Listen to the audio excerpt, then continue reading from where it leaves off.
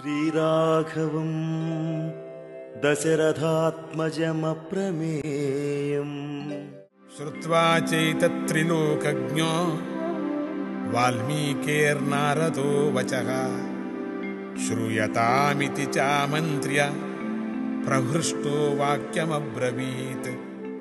మూడు లోకాల వృత్తాంతం తెలిసిన నారద మహర్షి వాల్మీకి మహర్షి మాటలు విని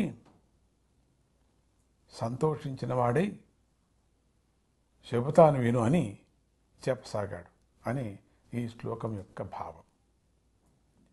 నారదుడు దేవఋషి. ఆయనకు ముల్లోకాలలో ఎవరు ఎలాంటి గుణాలు కలిగి ఉన్నారో బాగా తెలుసు. వాల్మీకి ముని అడిగినటువంటి ప్రశ్నలు వినటంతోనే ఆయన మనస్సుకు ఎంతో ఆనందం కలిగింది.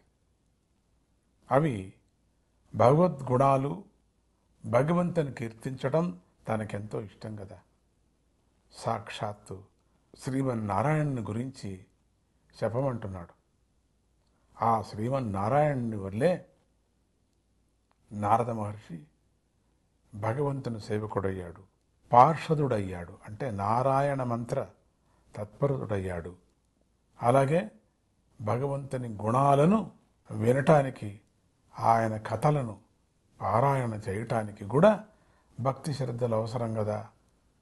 ప్రేమ, సహనం వంటివి కావాలి. అవి వాల్మీకి మునిలో ఉన్నాయి.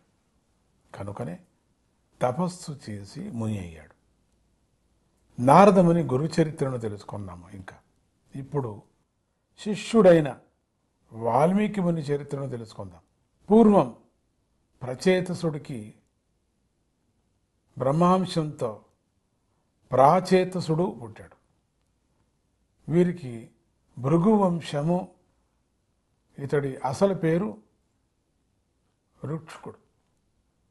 శిలలాగా కదలకోకుండా తపస్సు చేస్తుండగా అతడి చుట్టూ పుట్ట ఏర్పడి ఉండటంతో వాల్మీకి అని పేరు వచ్చింది. వాల్మీకం అంటే పుట్ట. పుట్ట నుండి బయటికి వచ్చినవాడు వాల్మీకి. స్కాంద పురాణంలో వాల్మీకి చరిత్ర ఒక విశేషంగా చెప్పబడింది. పూర్వం భృగువంశీయుడైనటువంటి అగ్నిశర్మకు తల్లిదండ్రులు ఎంతగా చదువు చెప్పాలని ప్రయత్నించినా చదువు రాలేదు. పెళ్లి చేస్తే అయినా బాగుపడతాడని చెప్పి పెళ్లి చేయగా అతడు బాగుపడలేదు. సరిగ్గా ఆ సమయంలోనే వారు ఉన్నటువంటి ప్రాంతంలో క్షామం రావటంతో అందరూ అడవికి చేరారు.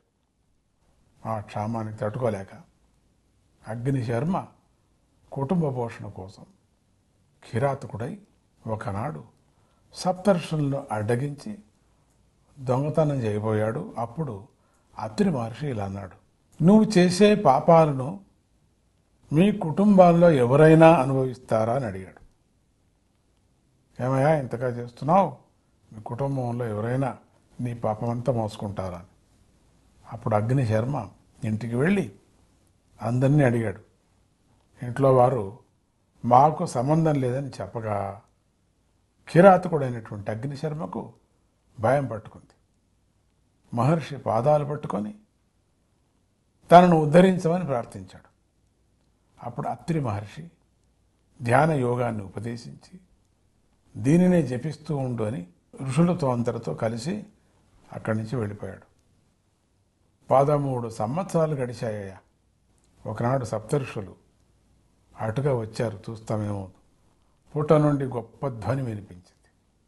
వారు ఆ పుట్టను గురించి విచారించి ఎముకల గూడుతో ఉన్నటువంటి అగ్నిశర్మను చూసి ఆశ్చర్యపోయారు. అతడి యొక్క నియమపాలనకు, పట్టుదలకు సంతోషించారు. పుట్టను ఛేదించి అతడికి ఆశీర్వదించారు. ఈనాటి నుంచి నువ్వు వాల్మీకి అనే పేరుతో ప్రసిద్ధి చెందుతావు అని అనుగ్రహించి వెళ్ళిపోయారు. నామకరణం చేశారు. భగవంతుని కృపతో ఆయనకు గురువైన నారద మహాముని అనుగ్రహం లభించింది కూడా. పరమాత్మ లీలను వినటానికి అర్హుడయ్యాడు. ఇది మనం గురు శిష్యుల పూర్వ చరిత్రలో ఇంతవరకు మనం తెలుసుకున్నాం కదా. జై గురుదత్త.